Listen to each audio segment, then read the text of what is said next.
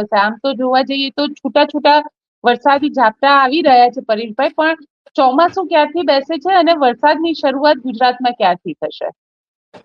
ચોક્કસ બેન, બધાની નજર એની આ ઉપર જ છે અને ખેડૂતો પણ અત્યારે કહી રહ્યા છે કે વેરિયા મેં તો બીજ છૂટે હાથે, હવે વાદળ જાણે ને વસુંધરા. પણ હવે વસુંધરા ત્યારે જાણશે જ્યારે વાદળ વરસશે. અને એની અંદર પણ જોવા જઈએ તો આ વર્ષે નૈઋત્યનું ચોમાસા ઉપર આમ તો 2-3 પ્રકારની એક જે નેગેટિવ અસર છે એ પણ જોવા મળવાની છે, જેમાં ખાસ કરીને અલ્નીનો છે એ આ વર્ષે સક્રિય થવાનું ચાલુ થઈ ગયું છે. એટલે કે પ્રશાંત મહાસાગરનું જે તાપમાન છે એ હવે ધીમે ધીમે વધવાનું ચાલુ થઈ ગયું છે. અત્યારે નોર્મલ કરતા 0.5 ડિગ્રી તાપમાન ઉચકાઈ ચૂક્યું છે. એટલે હવે અલ્નીનો તરફનો એનો ઝુકાવ છે એની શરૂઆત થઈ ગઈ છે. ખાસ કરીને નૈઋત્યના ચોમાસાની વાત છે તો નૈઋત્યનું ચોમાસું અત્યારે મહારાષ્ટ્રના દક્ષિણ ભાગો સુધી પહોંચી ચૂક્યું છે, જેમાં ખાસ કરીને કેરળ, કર્ણાટક, કોંકણ, ગોવા અને મહારાષ્ટ્રના દક્ષિણ ભાગો સુધી જે ચોમાસું આગળ વધ્યું એ ખૂબ ઝડપથી આગળ ચાલ્યું હતું. એટલે કે એમની ગતિ વધારે હતી. હવે આજની તારીખની વાત કરવા જઈએ તો આજે 9 જૂન 2026 ના રોજ ચોમાસું છે થોડુંક નબળું અથવા તો એક જગ્યાએ બ્રેક થયું છે. અને ઘણા સમયથી અમે મોન્સૂન બ્રેકની વાત કરતા હતા કે ભાઈ ચોમાસું જે રીતે આગળ વધી રહ્યું છે, આગળ જતા આની ગતિ કદાચ ઘટી શકે અથવા બ્રેક થઈ શકે.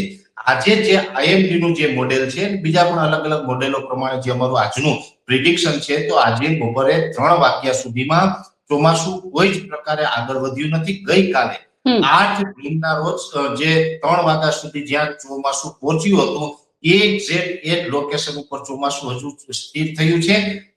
ગત 24 કે 26 કલાકની અંદર કોઈ જાતની ચોમાસામાં પ્રગતિ થઈ નથી. જો કે ડરવાની કે ગભરાવાની વાત નથી. 12 જૂનથી ચોમાસું ફરીથી પાછું સક્રિય થઈને વેગ પણ પકડશે.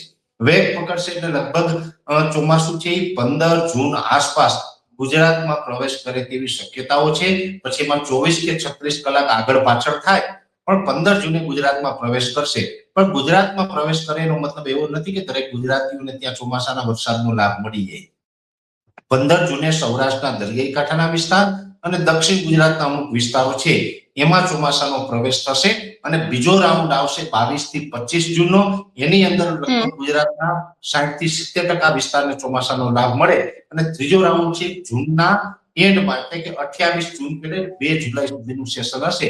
એમાં ઓલ ઓવર ગુજરાતમાં ચોમાસું બેસી જાય તેવી શક્યતાઓ છે. એટલે 3 તબક્કે ચોમાસું આગળ ચાલવાનું છે. એકંદરે જોવા જઈએ તો અત્યારે જે ઉકળાટ અને બફારો જે છે આ યથાવત રહેવાનો છે. આ